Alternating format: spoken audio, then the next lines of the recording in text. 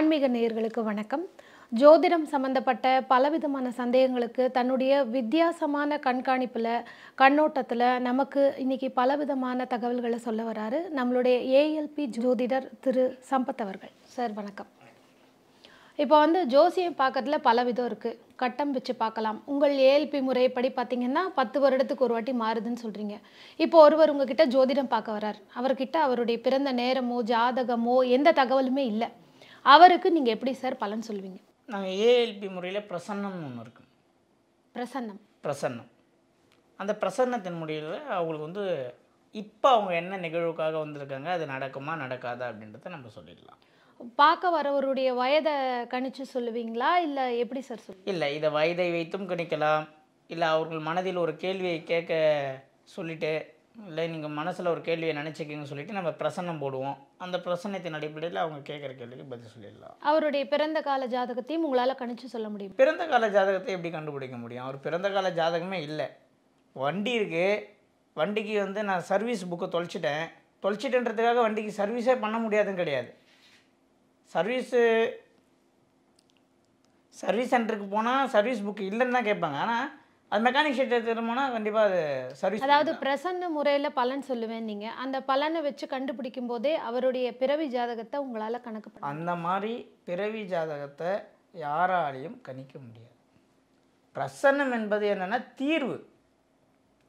இப்போது நான் ஒரு பிரச்சனைக்கு தீர்வை தேடி தான் உங்ககிட்ட வரேன். எனக்கு பிறந்த கால ஜாதகத்தை கண்டுபிடிங்கன்னு யாரும் வர மாட்டாங்க. எனக்கு இப்போ கடன்காரன் தொல்லை, எனக்கு இந்த கடன்லேருந்து வெளியே வரணும், வருவேனா மாட்டேனா, எந்த தெய்வத்தை கும்பிட்டா வருவேன், இல்லை நான் நண்பர்கிட்ட உதவி கேட்டிருக்கேன் கிடைக்குமா, இந்த மாதிரி தான் கேள்வி கேட்பாங்க. என்னுடைய ஜாதகத்தை கண்டுபிடிச்சி கொடுங்க அந்த மாதிரிலாம் யாரும் கேட்க மாட்டாங்க. முதல்ல அந்த மாதிரி ஒரு ஜாதகத்தை கண்டுபிடிக்கிறது ஒரு வேலையும் கிடையாது. தொலைஞ்சு போன வண்டி வருமா வராதான் தான் கேட்பாங்க எல்லாருமே பிரசன்னத்தில். அப்போ எப்படி யூஸ் பண்ணாங்கன்னா, மாடு காணாத போயிடும் கேட்பாங்க. மாடு காணாத போயிடுச்சு, மேற்கில் போய் இது போய் ஓட்டின்னு வாங்குவாங்க. அதேமாரி காணாத போனது, இல்லாத போனது, ஜாதகம் இல்லாத இருக்கிறவங்களுக்கு வாழ்க்கையில் அடுத்த கட்ட நகர்வுக்கு தான் பிரசன்னம். பிரசன்னத்தை வைத்து ஜாதகத்தை கண்டுபிடிக்குமானா இது ஒரு தேவையில்லாத ஒரு நிகழ்வு தான். பிரசன்னத்தை வச்சு ஜாதகத்தை கண்டுபிடிக்கணும்னு அவசியம் கிடையாது. அப்படி ஒரு முறையும் கிடையாது. சரி, இப்போ உங்ககிட்ட ஜாதகம் பார்க்க வராங்க. நீங்கள் ஜாதகம் பார்க்குறத விட உங்களுடைய ஏஎல்பி முறையை நிறைய பேருக்கு கற்றுக் கொடுக்கறதுக்கு நிறைய முக்கியத்துவம் கொடுக்குறீங்க. அதுக்கு என்ன சார் காரணம்? அப்படி நீங்கள் கற்றுக் கொடுக்கும்போது உங்களுக்கான அந்த ஒரு வேலை வாய்ப்பு, அதாவது ஜோதிடம் பார்த்து பிழைக்கும் நிறைய பேர் இருக்காங்க. அப்போ நீங்கள் அவங்களுடைய பிழைப்பை தடை செஞ்ச மாதிரி ஆகும் இல்லைங்களா? கிடையாது, அப்படி கிடையாது. அப்போ எல்லா இடத்துலையும் ஜோதிடர்கள் வல்லவன் உண்டு வையகத்தில். நம்ம எந்த லெவலில் இருக்கோமோ நம்மளை விட ஹை லெவலில் ஒருத்தவங்க இருப்பாங்க. இப்போது இந்த விஷயத்தில் நல்லா புரிஞ்சுக்கணும். ஏன்னா இப்போ கோடிக்கணக்கான மக்கள் இருக்காங்க, எல்லாருக்குமே பிரச்சனை இருக்குது. இன்னும் கலிகாலம் மொத்த பிரச்சனை அதிகமாக தான் போகும், பிரச்சனை கம்மியாகாது. இப்போ நம்ம ஒரு ஆளால் எவ்வளோ பேருக்கு பார்க்க முடியும்னு நீங்கள் நினைக்கிறீங்க? முடியாது, ப்ராக்டிக்கலாக முடியாது. இப்போ இதில் எனக்கு பிஸ்னஸ் வேணும், இதை மணியாக மட்டுமே ஆக்கணும்னா கிளாஸ் போட வேண்டியதில்லை, நாங்கள் மட்டுமே ஜோதிடம் பார்க்குறோன்னா லைஃப் லாங் எங்களுடைய தலைமுறை வாழ்ந்துடும். நான் வாழ்ந்துருவேன். இந்த கலையை மறைத்ததற்கு பாவமாக என்னுடைய தலைமுறையை சார்ந்து வரக்கூடிய என் பையன், என் பேரண்ட் இருக்கான்ல, அவனுக்கு எப்படி தீர்வு கிடைக்குன்னு நான் கேட்குறேன். எப்படி கிடைக்கும்? கிடைக்காது. விதைன்றதுக்கு அர்த்தமே அதை வாரி இறைக்கிறது தான். விதையை கையில் வச்சுருந்தா அது பேர் விதையே கிடையாது. இறைவன் ஒரு விஷயத்தை கொடுத்துருக்காருன்னா அதை என்ன பண்ணணும்னா, கும்பாபிஷேகத்துக்கு ஏன் ஸ்பெஷலாக எல்லோரும் கொண்டாடுறாங்க? கோடியாக செலவு பண்ணுறதுனாலையா, கலசம் வைக்கிறதுனாலையா? கிடையாது. அந்த தண்ணியை வாரி இறைக்கிறதுனால தான் கும்பாபிஷேகத்துக்கு தனி சிறப்பு. ஒரு விஷயத்தை நீங்கள் எப்போ சொல்லி கொடுக்குறீங்களோ, எப்போ அதை வெளி உலகத்துக்கு கொண்டு வரீங்களோ, அப்போ தான் அந்த நிகழ்வில் இருக்கக்கூடிய உண்மையும் நல்லதும் வெளி உலகத்துக்கு தெரியும். ஒரு நல்ல விஷயம், குவாலிட்டியான விஷயம் மக்கள் எல்லாம் கற்றுக்கிட்டு அவங்கவுங்க குடும்பத்தை அவங்கவுங்க வழி நடத்தட்டும். இது என்ன பெரிய நிகழ்வு? அப்போ நீங்கள் ஏதாவது வகுப்புகள் கண்டக்ட்? ஆமாம், ஆன்லைன்லையா இல்லாட்டி ஆன்லைனில் ஏஎல்பி கிளாஸு ஐயா புதுவுடைமூர்த்தி ஐயா தலைமையில் நடந்துட்டு தான் இருக்குது. இப்போ அடுத்த பேட்ச் ஏப்ரல் மாதம் ஸ்டார்ட் ஆக போகுது, 15ஆம் தேதி ஸ்டார்ட் ஆக போகுது. காலையில் 4:30 to 6:30 இதாவது கிளாஸ் டைம். நாங்களாம் காலேஜ் படிக்கும்போது கூட டைமுக்கு போன ஆள் கிடையாது. ஆனால் ஏஎல்பின்னா 4:32னா 4:32க்குள்ளே வருவோம். நாங்கள் படிக்கும்போதெல்லாம் பார்த்தீங்கன்னா 3:30 மணிக்கு எழுந்துப்பேன் நான். அந்த தூக்கம் எங்களுக்கு வராது. அதாவது பிரம்ம முகூர்த்தத்துல நம்ம செய்யக்கூடிய எந்த விஷயத்துக்கும் பலம் அதிகம்னு சொல்லுவாங்க. அதே மாதிரி அந்த 4:30 to 6:30 அந்த பிரம்ம முகூர்த்த வேளையில தான் நீங்க வந்து இந்த ஏஎல்பி ஜோதிடமே கத்துக் கொடுக்குறீங்க மக்களுக்கு. இது வந்து ஏஎல்பி ஜோதிடம் அந்த டைமில் தான் படிக்கணும். இது ஈவினிங் கிளாஸு, மதியம் கிளாஸு, உங்கள் வசதிக்கு ஏற்ற மாதிரி இந்த ஆகம விதியை மாற்றக்கூடாது. ஆகம விதின்னு ஒன்று இருக்குது, அதுக்கேற்ற மாதிரி தான் நம்மளை நம்ம மாற்றிக்கொள்ள வேண்டும். நம்ம எல்லாத்தையுமே வந்து நம்மளுடைய வசதிக்காகவே மாற்றணும்னு நினைப்போம், நம்மளுடைய கம்ஃபர்ட் ஜோன்ஸுக்காகவே எல்லாமே இருக்கணும்னு நினைப்போம். அப்படி இருந்தால் மனிதன் தோற்று விடுவான். அதோட இஷ்டத்துக்கு ஒரு சில இடத்துல நம்ம மாறணும். இந்த டைமில் எழுந்து பாருங்கள், உங்கள் வாழ்க்கையில் பெரிய மாற்றங்கள் அடையும். இப்போ இந்த ஏஎல்பி ஜோதிடம் படிக்கிறதுக்கு ஏதாவது வயது தடை, கல்வி தகுதி ஏதாவது இருக்கா சார்? எதுவுமே கிடையாது. உங்களுக்கு ஆர்வமும் இந்த பிறவின் ரகசியம் தெரிஞ்சுக்கணும், நான் ஜோதிடம் படிக்கணும்னு நினச்சா போதும்.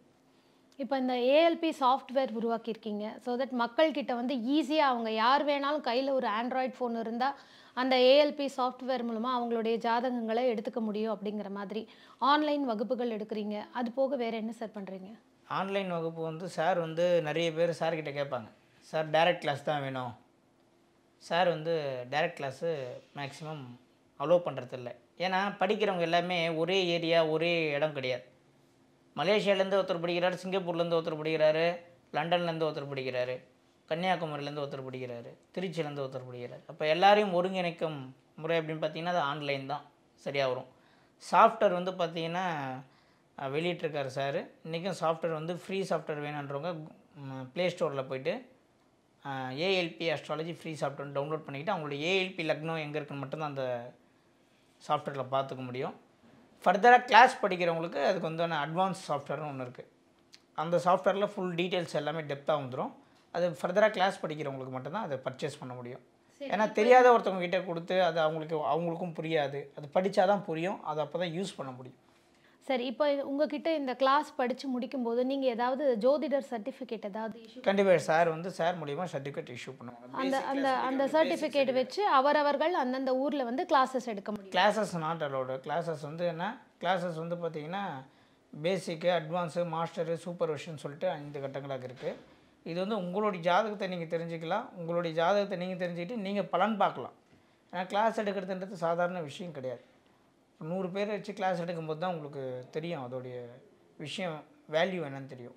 ஏன்னா நம்ம வந்து ஒருத்தவங்களுக்கு வழி காட்டுறதுன்றது வேறு, ஒருத்தவங்களை உருவாக்குறதுன்றது வேறு. உருவாக்குற விதம் அது வந்து சார்கிட்ட வந்து தான் நாங்கள் படித்தோம். இதுக்கப்புறம் வர பேட்ச் எல்லாமே சார் தலைமையில் தான் கிளாஸ் நடக்கும். ரொம்ப நல்ல தகவல்களை நீங்கள் மக்களுக்காக பகிர்ந்துருக்கீங்க சார். உங்களுடைய அனுபவங்களில் நீங்கள் இந்த ஏஎல்பி முறையில் ஜோதிடம் பார்க்க ஆரம்பித்து சில வருடங்களாக இருக்குது. இதில் நீங்கள் ஆச்சரியப்படுற சில விஷயங்கள் நடந்திருக்கும், சம்பவங்கள் நடந்திருக்கும். அப்படி உங்களுடைய அனுபவங்களை நீங்கள் வந்து நிறையா நடந்திருக்கு. ஒரு நபர் வந்து என்கிட்ட வெளிநாடு போகணும்னா போக மாட்டேனான்னு கேட்குறாரு. கண்டிப்பாக போவீங்க அப்படின்றேன். மறுபடியும் ஃபோன் பண்ணுறாரு, இந்த வாய்ப்பு எனக்கு வந்து மிஸ் ஆகிடுச்சு சார் அப்படின்றாரு. மிஸ் ஆகிறதுக்கு உண்டான வாய்ப்பே கிடையாது. மறுபடியும் நீங்கள் கண்டிப்பாக இந்த 2023 மார்ச்சில் நீங்கள் வெளிநாடு கிளம்பியே தீருவீங்க அப்படின்ற. கரெக்டாக எனக்கு ஃபோன் அடிக்கிறாரு. ஆமாம் சார், எனக்கு விசா வந்துருச்சு, கண்டிப்பாக நான் கிளம்புறேன் அப்படின்றாரு. இந்த மாதிரி நிறைய விஷயங்கள் இருக்குது. இது 1 2 சொல்ல முடியாது, சொன்னால் சொல்லிக்கிட்டே இருக்கலாம். நாங்கள் தினம் தினம் நிறைய வாடிக்கையாளர்களை சந்திக்கிறோம். எல்லாருடைய வாழ்க்கையிலும் மிகப்பெரிய சக்ஸஸ். ஒரு ஜோதிடரால் 100 பேருடைய வாழ்க்கையும் வந்து சக்ஸஸ் அடைய வைக்க முடியுமானா கண்டிப்பாக முடியாது. ஏன் அப்படின்னா பகவான் ஒரு கணக்கு வச்சுருக்கார். நம்ம ஒரு ஜோதிடர் 80லேருந்து 90% வரைக்கும் ஒருத்தவர்களை ஜெயிக்க வைக்க முடியும். 90% ஆஃப் பீப்புள் ஜெயிச்சிருவாங்க ஒரு ஜோதிடரை நம்பினாங்கன்னா. 10% வந்து ஏன் சாமி இன்னும் கொடுக்கல அப்படின்னா, எல்லாமே நம்மளுக்கு கொடுத்துட்டா நம்மளுக்கும் ஒரு ஆணவம் க்ரியேட் ஆகிடும். அந்த ஆணவம் ஒரு மனிதருக்குள் வரக்கூடாதுன்றதுக்காக தான் எல்லாத்துக்குமே 10% கம்மி பண்ணி வச்சுருப்பார். சிவனுக்கு 5 தலை, எனக்கும் 5 தலைன்னு பிரம்ம ஆணவத்தில் இருந்ததுனால தான் ஒரு தலையை அவர் தூக்குனாங்க. ஸோ ஒரு மனிதனாக இருந்தால் ஆணவம், அகங்காரம், தான் என்ற நான் என்ற சொல்லுக்கு மனிதன் எப்போ உள்ளே போய் மாட்டிக்கிறான்னா அப்போ நிறைய விஷயத்த துன்பத்தை கிடப்பான். நம்மளால் ஒன்றும் ஆகலை, நம்ம இல்லைனாலும் ஒரு வேலை ஆகும், நான் எதுவும் செய்யலை, நான் இல்லைனாலும் ஒரு வேலை நடக்கும் அப்படின்னு நீங்கள் எப்போ உணர்றீங்களோ அப்போ தான் இந்த ஜோதிடத்துக்குள்ளே இருக்கக்கூடிய சூட்சமும் ரகசியமும் உங்களுக்கு புரியும். லாஜிக்கலாக நிறைய விஷயம் பேசலாம். நம்ம லைஃப்பில் நடக்கிறது எல்லாமே லாஜிக்கலாக நடக்குதான்னு கேட்டால் நடக்காது. நீங்கள் லாஜிக்காக இருந்தால் தான் ஏற்றுப்பேன், நான் மூட நம்பிக்கை நம்ப மாட்டேன், எல்லாத்தையுமே கணக்கு போட்டு தான் செய்வேன், லாஜிக்கு இது ஒத்து வரல, ப்ராக்டிக்கல் சயின்ஸ் பேசுகிறவங்களோட வீட்டிலலாம் போய் பாருங்கள். நீங்கள் நிறைய வீடு செக் பண்ணி பாருங்கள். அண்ணன் இருப்பார், தம்பிக்கு கல்யாணம் ஆகிருக்கும், அக்கா இருப்பாங்க, தங்கச்சி கல்யாணம் ஆகிருக்கும். இது லாஜிக்கே இல்லைல்ல. ஆனால் அவங்க லாஜிக் பேசுவாங்க. நம்ம லாஜிக்காக பேசலாம், லாஜிக்காக நடந்துக்க முடியுமானா முடியாது. இப்போ பஸ்ஸில் போகிறீங்க, ஆன் சீட்டு காலியாக இருக்குது, லாஜிக்காக பார்த்தோன்னா உட்காரக்கூடாது, நின்றுட்டு வருமா உட்காருவோமா? பென் சீட் எல்லாம் ஃபுல்லாகிடுச்சு, ஆன் சீட்டு காலியாக இருக்குது, உட்கார மாட்டோமா? லாஜிக்காக உட்காரக்கூடாது, நம்ம ஏன் உட்காந்தோம்? நடைமுறைக்கு ஒத்து வருமான்னு கேட்டால் ஒத்து வராது. பேசுகிறதுக்கு ஒத்து வருமான்னு கேட்டால் ஒத்து வரும். பேசுகிறது எல்லாமே நடைமுறையில் செய்ய முடியுமானா செய்ய முடியாது. ஆனால் நடைமுறையில் செய்கிறது மட்டும் தான் பேசணும். இதுதான் எங்களுடைய ரூல். ரொம்ப வித்தியாசமான கருத்துக்களை வந்து நீங்கள் வந்து நேயர்களுக்காக ஷேர் பண்ணிகிட்ருக்கீங்க. ஸோ இன்றைக்கும் வந்து பார்த்திங்கன்னா உங்கள் மூலமாக நிறையா ஒரு வித்தியாசமான கண்ணோட்டங்கள், நார்மலாக எல்லா ஜோதிடர்களும் சொல்கிற அதே கருத்துக்களை சொல்லாமல் நீங்கள் உங்களுடைய ஏஎல்பி ஜோதிட முறையில் பல வித்தியாசமான கருத்துக்களை வந்து ஷேர் பண்ணிகிட்ருக்கீங்க. அடுத்து ஒரு சுவாரஸ்யமான விஷயங்களோடு உங்களை சந்திக்கிறோம். நன்றி. நன்றி. ஜோதிடத்தின் பரிணாம வளர்ச்சி ALP ஜோதிடம். இதை படிங்க, உங்க வாழ்க்கை உங்க கையில.